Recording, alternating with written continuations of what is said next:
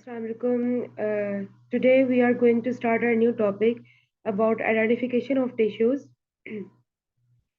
अब हम इसमें देखेंगे कि टिश्यूज की स्टडी को हम क्या कहते हैं। अब हम टिश्यूज को जो है ना किस तरह हम लोग उनको जो है ना स्टडी स्टडी करते हैं या उनको हम लोग जो है ना एनालाइज करते हैं।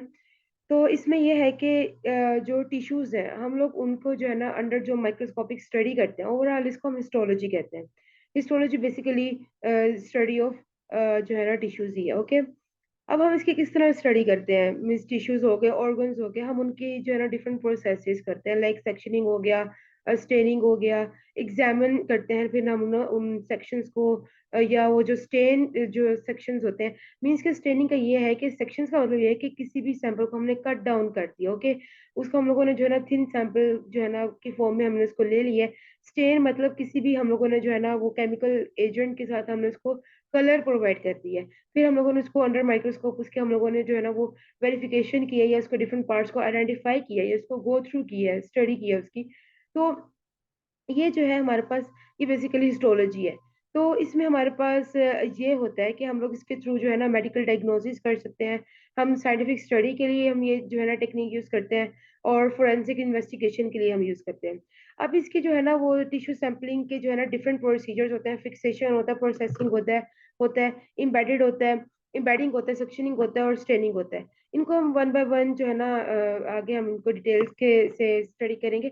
और वैसे भी जो है ना इनकी जो ब्रीफ हम लोगों ने किया है, लेक्चर दिया, उसके अंदर हमने इसकी जो है ना वो ब्रीफ ओवरव्यू इसका इन सब टेक्निक्स का दिया है। तो अब यहाँ पर अगर हम देखें तो हमारे पास हिस्टोलॉजी हो गया कि हमारे पास इनका यूज क्या है, इनके हम लोग किस तरह प्रोसेसिंग करते हैं और हिस्टोलॉजी की बेसिकली है क्या ये, ठीक है। अगर हम इनके अब स्ट्रक्चर की तरफ चले ना, तो जो स्ट्रक्चर होता है, अब हमारे पास यहाँ पर बता रहे हैं कि जो ह्यूमन टिश्यूज है, अब उनको हम लोग जो है ना वो फोर बेसिक टाइप्स के होते हैं। अब उनको हम लोगों ने जो है ना वो सेक्शनिंग और स्टेनिंग के थ्रू हम लोगों ने उनको जो है ना जो सेक्शनिंग और स्टेनिंग टेक्निक्स है वो अप्लाई करके हम इनको जो है आइडेंटिफाई करना है। एपिथेलियम टिश्यूज हो गए, कनेक्टिव टिश्यूज हो गए, मसल टिश्यू, नर्वस टिश्यू हो गए। तो अब हमने इनके जो स्ट्रक्चर्स को जो है ना हम लोगों ने आइडेंटिफाई करना है थ्रू स्टेनिंग। सेक्शनिंग तो हमने कर ली, मीन्स कटिंग तो कर ली हम लोगों ने, इनको सैंपल तो बना लिए, मीन्स सैंपल तो ले लिया हम लोगों ने। अब हमें उस सैंपल को स्टेन करना है। फॉर एग्जाम्पल यहाँ पर जो है ना हिमेटॉक्सिलिन की अगर हम बात करें, तो वो जो है ना वो प्रोटीन को ब्लू कलर देता है। योजिन की बात करें तो पिंक कलर देता है, ठीक है। तो इस तरह जो है ना जो डिफरेंट डायज आ जाते हैं, तो इससे क्या होता है कि हमें जो है ना जो है ना वो अंडर इलेक्ट्रॉन माइक्रोस्कोप या लाइट माइक्रोस्कोप जो भी टिश्यू है, ऑर्गन है, उसके जो डिफरेंट जो है ना स्ट्रक्चरल कंपोनेंट्स है वो क्लियरली आइडेंटिफाई हो जाते हैं और उनको जो है ना वो एनालाइज करना इजी हो जाता है। ओके, तो इसमें क्या होता है कि हम स्टेन्स के थ्रू जो है ना उनके इंट्रासेलुलर ऑर्गेनेल्स और प्रोटीन्स को जो है ना आइडेंटिफाई कर सकते हैं। ओके, तो ये था इनके स्ट्रक्चर के बारे में। फर्दर अगर हम लोग इनके जो है ना फंक्शंस को देखते हैं, तो इसके फंक्शंस में ये आता है कि हमारे पास जो हम लोगों ने बॉडी से टिश्यूज या ऑर्गन्स लिए, उनके सैंपल लिए हम लोगों ने, तो उनके लिए तो हम लोगों ने स्टेन यूज किया सो किया। ओके, एक होता है हमारे पास एक स्पेशलाइज्ड स्टेन होता है हमारे पास जिसको हम वाइटल स्टेन कहते हैं। वो हमारी बॉडी में जो है ना जो टिश्यूज होते हैं उन पर वर्कआउट करता है या उनकी जो है ना वो स्पेसिफिक टाइप्स ऑफ टिश्यू को आइडेंटिफाई करने में हेल्प आउट करता है हमारी। और सेकेंडली जो है ना एबनॉर्मल टिश्यूज की आइडेंटिफिकेशन में हमारी हेल्प आउट करता है। ओके, तो जो है ना इसका फंक्शन ये हो गया। फर्दर अगर हम इसकी जो है ना टिश्यू टिश्यू प्रेपरेशन की तरफ मूव करें, तो इसमें जो मैंने स्टेप्स बताए, फिक्सेशन, प्रोसेसिंग, एम्बेडिंग, सेक्शनिंग, जो है ना ये सब इसके प्रोसेसेस होते हैं। तो अब वन बाय वन इनको गो थ्रू करते हैं कि ये क्या है। तो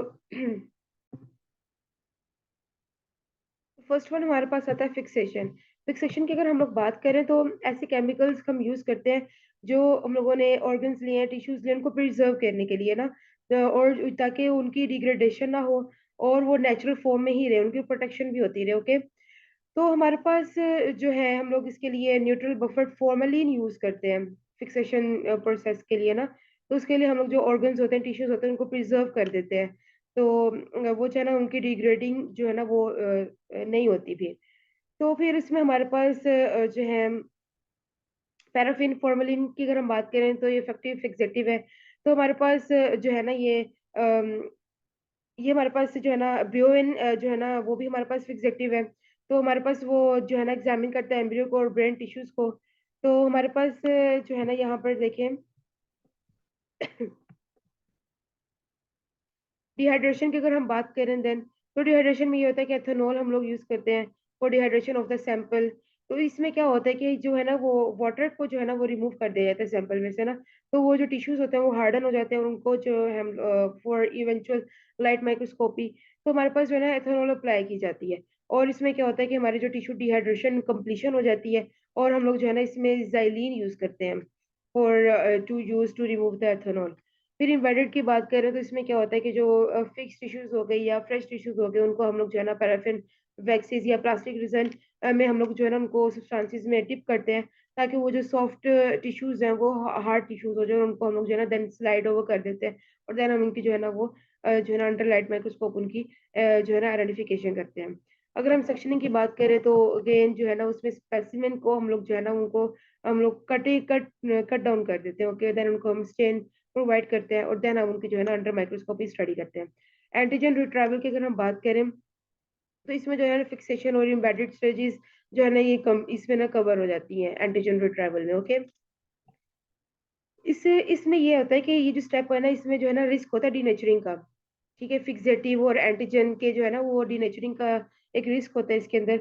और इसमें जो है इसका सक्सेसफुल जो है एंटीजन रिट्राइवल मेथड है, can lead to much more effective immunostaining intensity. Okay, इनकी जो इम्यून एक्टिविटी होती है ना एजेंट्स की, उनको वो जो है ना मोर इफेक्टिव है उसके लिए। तो ये था हमारे पास कुछ about identification of tissues. Further हम लोग जो है ना इनकी देखते हैं। Thank you.